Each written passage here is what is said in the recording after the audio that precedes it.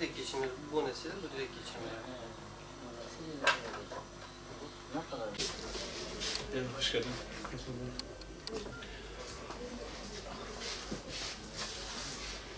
Ekrem Erhan.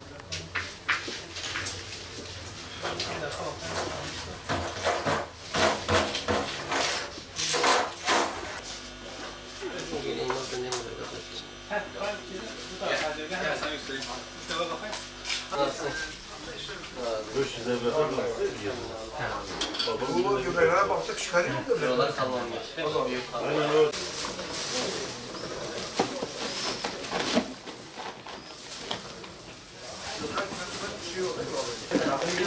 Sen abi buradaydı. Evet doğru. Nereye gitti o? Bu bir ucuzluk var. Ha ucuzluk. Yani o öyle bir şey. Aynen.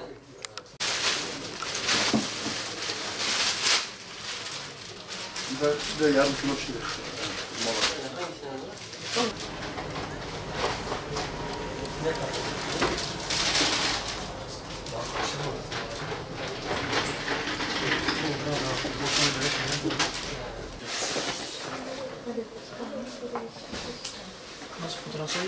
Bu kadar değil. Bu en büyük.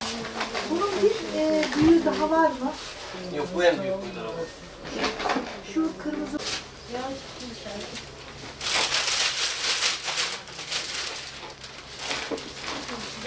Bu da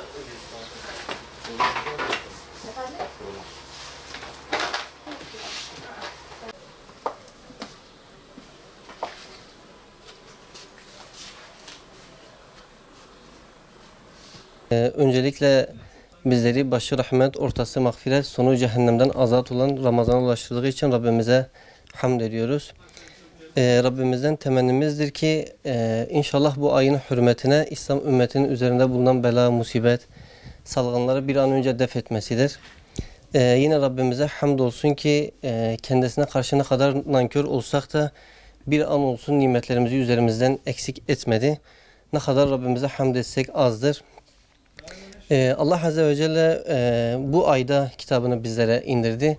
Yine kitabının bir diğer ismi olan Furkan ile bizlere hak ve batılı gösterdi. Bizleri karanlıklardan aydınlığa çıkardı. Bu noktada bizler tekrardan Rabbimize ne kadar hamd etsek azdır. Bizleri İslam nimetiyle şereflendirdi. Bizler İslam alimlerimizden gördüğümüz kadarıyla yani bizler bu ayı en iyi bir şekilde istifade etmekle mükellefiz ve etmek zorundayız da. İslam alimlerimize baktığımızda yani 4 mezhebin kurucularından biri olan İmam Malik bu aya girdiği ilk günden itibaren tüm kitaplarını rafa bırakır. Sadece Kur'an-ı Kerim ile hemhal olur. Kur'an-ı Kerim ile Allah Azze ve Celle olan irtibatını en iyi bir şekilde sağlamaya çalışırdı.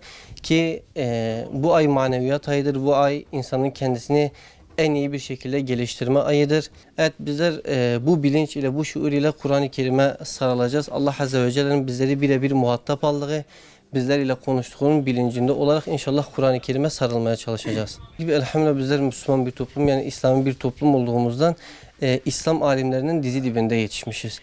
Hal böyle olunca yani İmam Malik'ten az önce örnek verdik. Bunun bilincinde olan toplum bu ay içerisinde yani önceki aylara nazaran Kur'an-ı Kerim'le biraz daha hemhal oluyorlar.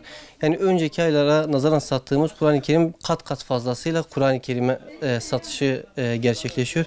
Hakeza bu rahlet satışlarına ve diğer kitap satışlarına da etkiliyor bizlerin nezdinde. Yani orucu sünnet hurma ile açmak sünnet olduğundan ötürü yani hurma satışlarımız epey bir artmış. Hakeza zemzem içine geçerlidir bu.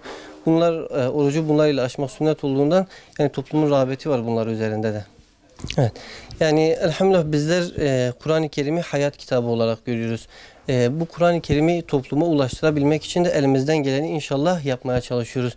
Bu belki bizlerin kar oranını düşürecektir. Belki diğer sattığımız ürünlere nazaran daha az bir kar etmemizi sağlayacaktır.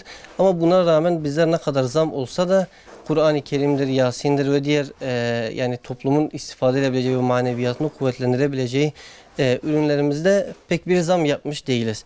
Yani topluma ulaştırabilme adına onları eski fiyatlarından veriyoruz.